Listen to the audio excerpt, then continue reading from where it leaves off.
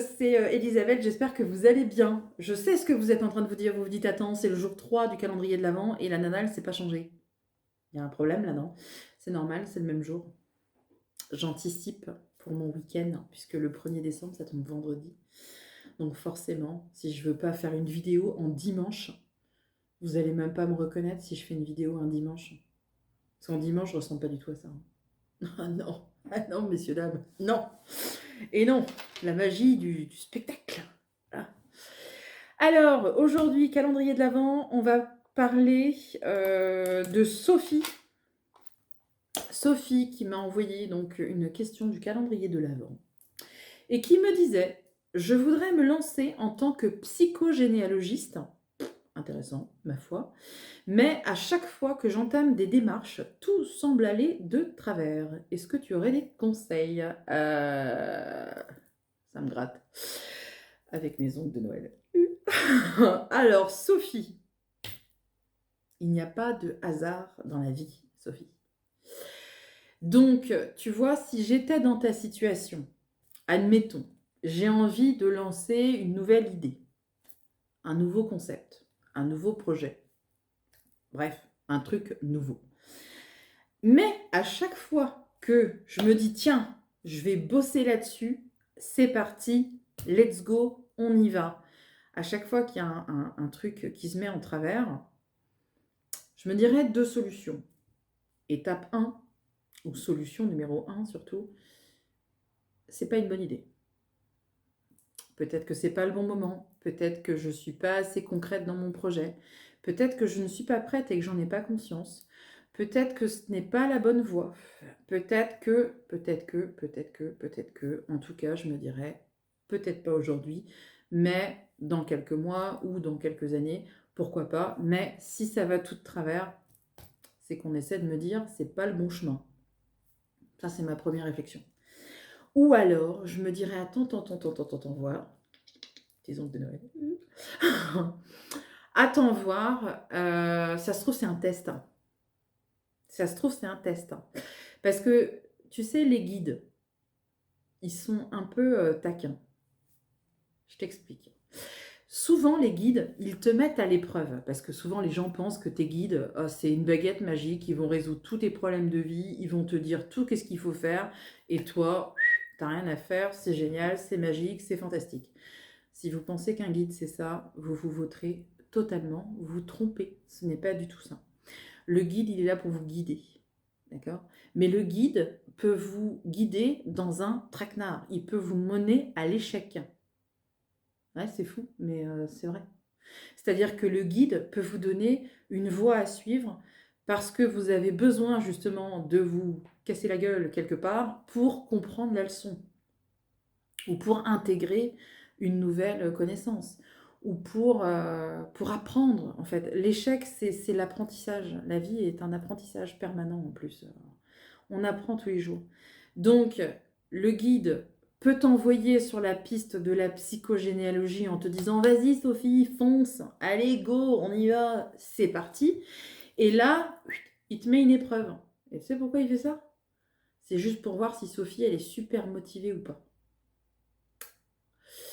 Ouais, ça c'est super vache. Mais si Sophie est réellement motivée, elle va déplacer des montagnes, elle va développer une énergie de dingue pour atteindre son objectif. Et comme ça, le jour où elle sera en haut de la montagne, elle se dira « Bazar, j'ai bataillé, j'ai dépensé toute l'énergie que j'avais, je me suis battue comme une lionne et j'ai réussi. » Tu vois? Donc peut-être que les trucs, les obstacles qu'on te met sur ton chemin, bah, c'est juste pour mesurer ton envie en fait. Est-ce que tu as vraiment envie ou pas? Parce que si tu as envie que à moitié et que tu n'es pas sûr, peut-être même que inconsciemment, c'est toi qui mets les choses de travers et tu t'en rends même pas compte, hein, ma petite Sophie. Ça arrive hein, des fois. Hein.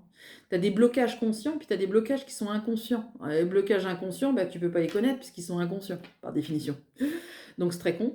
Donc si ça se trouve, tu as peur dans le fond, et du coup, bah, tu as l'impression que tout va de travers. J'ai eu la même situation, tiens, il y a quelques jours.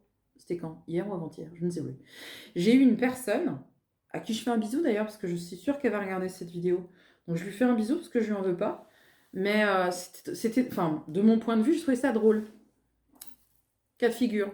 Cette personne veut se lancer, je ne sais plus dans quoi c'est, enfin bref, elle veut se lancer dans une entreprise, profession indépendante. Elle veut monter sa société. Je lui dis, ok, bah go. Elle me dit, oui, mais je peux pas. D'accord, et pourquoi tu peux pas? Bah parce que en fait, j'ai besoin de matériel. Bah ok, bah fais un prêt. Bah oui, mais en fait, je peux pas. Oui, mais je peux pas. Parce que j'ai un autre problème, c'est ça. Bah je dis, bah ok, bah donc règle le premier problème, et comme ça enfin, tu avances quoi.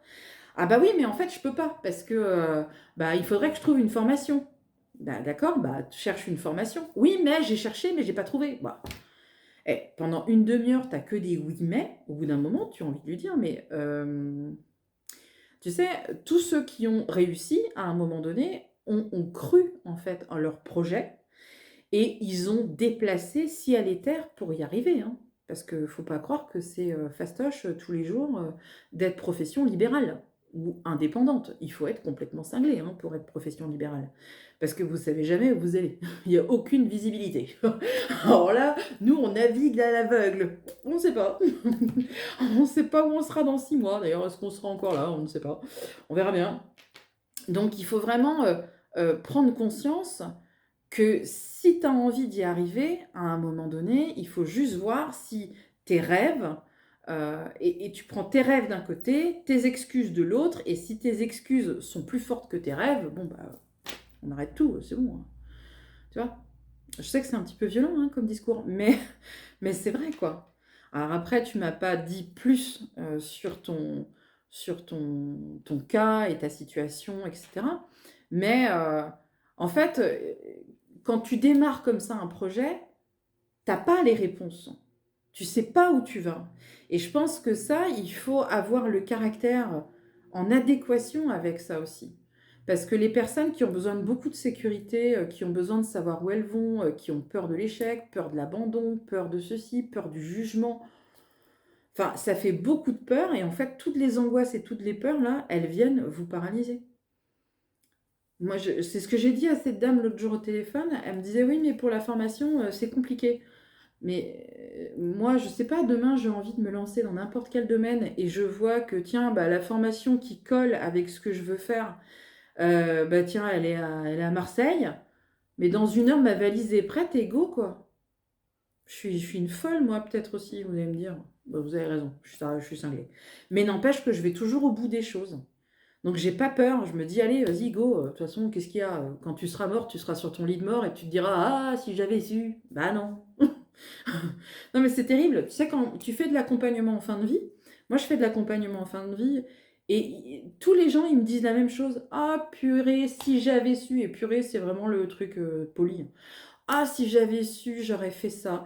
Ah, mais si j'avais su, j'aurais quitté mon mari, j'aurais quitté ma femme, j'aurais refait ma vie, je serais partie à l'étranger, j'aurais fait ci, j'aurais fait ça. Dis-toi que demain, ta vie, elle peut s'arrêter, Sophie. Donc arrête de réfléchir à un moment donné, passe à l'action, et puis s'il y a des obstacles, eh ben tu les bousilles, les obstacles. Tu les brûles au chalumeau. Tu les brûles au chalumeau. Tu fais, je sais pas ce que tu fais tout sauter, tu prends de la dynamite, et puis tu te dis merde. C'est facile, psychogénéalogiste, c'est quoi? C'est une profession libérale. Tu vas sur Google, tu tapes net entreprise, là, comment ça s'appelle? Auto-entreprise. Dans 3 minutes, tu es à ton compte. Terminé, basta. Donc dans 3 minutes, ton problème n'est plus un problème. Voilà. Pardon, hein, je peux être un peu brutale parfois, mais je pense que quand on a peur, on trouve des oui, mais partout. Oui, mais c'est compliqué. Oui, mais j'y arrive pas. Oui, mais je sais pas. Surtout qu'aujourd'hui, attendez, vous avez vu tout ce qui est mis en œuvre aujourd'hui pour les créateurs d'entreprises.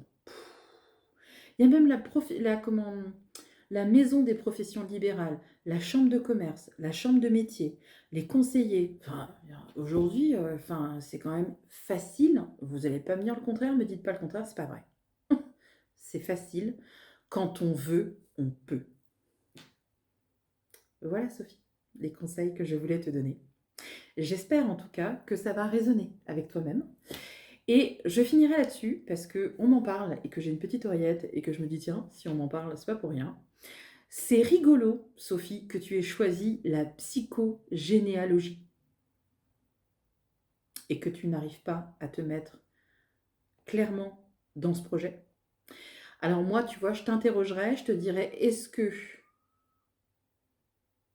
Qu'est-ce que c'est que ça? Il y a une chouette. Je t'ai interrompu par une chouette, mais c'est pas possible, il est que 17h. Bref, c'est pas grave, t'inquiète pas. Est-ce que dans ton arbre généalogique, Sophie, il n'y aurait pas quelqu'un, et là tu vas chercher parce que je pense que le premier cas que tu as dû prendre, ça devait être le tien, est-ce que dans ton arbre généalogique, il n'y a pas quelqu'un qui n'a jamais réussi à se réaliser?